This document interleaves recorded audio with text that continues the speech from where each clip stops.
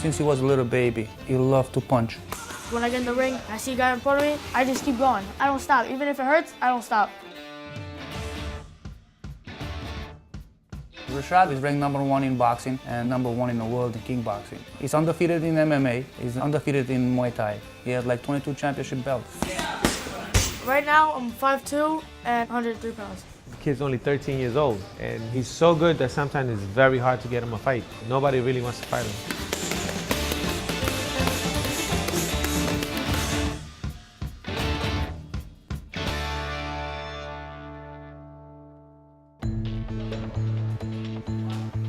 Rashad trains like 5 days a week, 2.5 hours a day.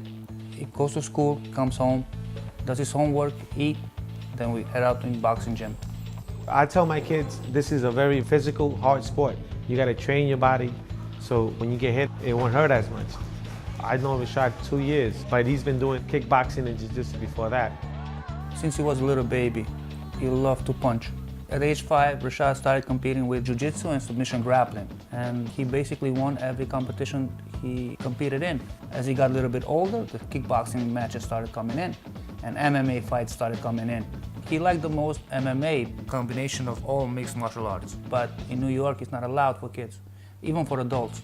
So we had to travel all over the country to find him fights. It's easier to find boxing in New York, so if you cannot get any other fights, we started doing boxing.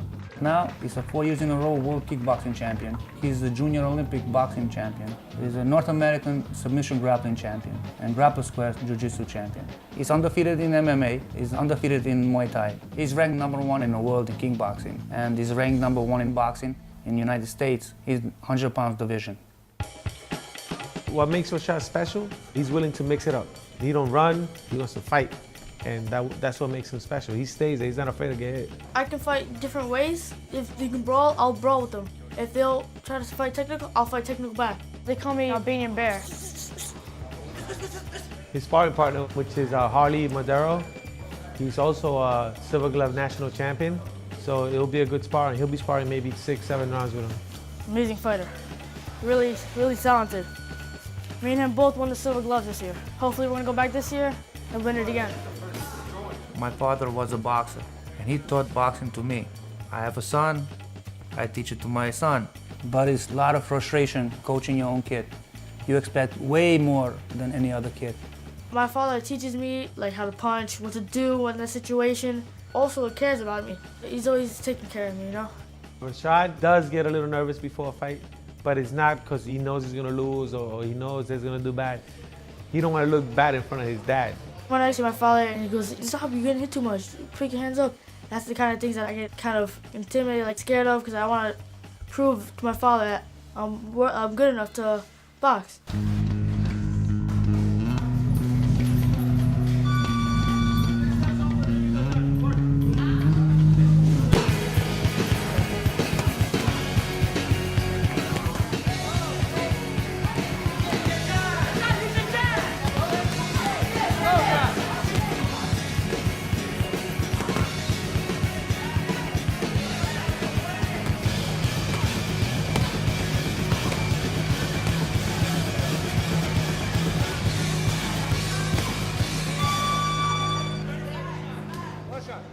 Every time he goes to a fight, to a ring, I worry he's gonna get hurt. And also, I don't want anybody else to get hurt, you know? Because they're kids. It is a hard sport, but it's been there since the beginning of time. Any contact sport, you get injuries. Accidents happen. I don't think of like having like brain trauma if you keep getting hit in the head. What I need to do is keep my hands up so I don't have to worry about that happening. If I don't keep my hands up, it's my problem. Nobody wants to see his kid get hit. So I try to make him not to be an easy target. If I see that my son is getting hit hard or he's losing the fight badly, I'm stopping the fight. There's no need to get to a point that he gets hurt.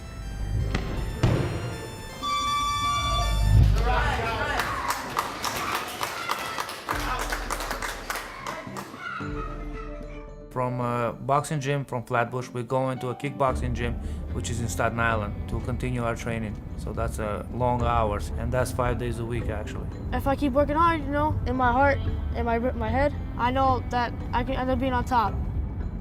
Everybody has his dreams. You want to be the best, you got to put up your time.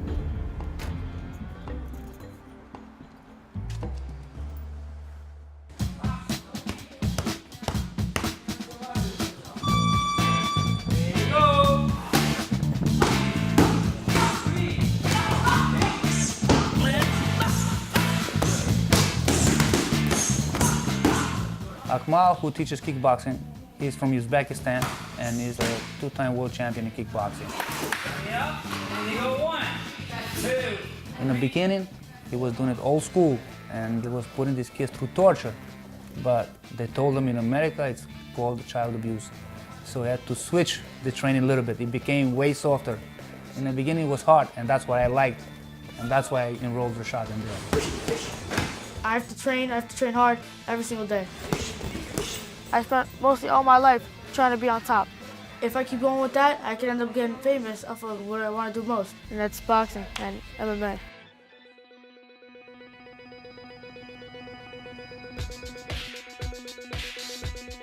Rashad can't wait until he becomes 15, 16 so he can advance to that Olympic trials and make it to the USA team. If you're an amateur fighter, Olympics is the top championship. After that, it's the pros. I want to become a fighter, you know, a pro boxer or a pro MMA fighter. Maybe both, but you always have to stay focused. I'm hoping to be the best he can be. It doesn't matter where, boxing, MMA, kickboxing, or whatever he decides to do. Good kid. Very good boxer, very good kickboxer. And I believe he will be a great, great professional fighter. As a fighter, you want to be a champion. And Rashad was a fighter from the beginning. I didn't make him a fighter. He was born a fighter. Subscribe to Thinker, or I'll knock you out. First, you stay in a stance and pick your heel up and put your toes and your ball of your foot down. When you kick with your leg up and straight down.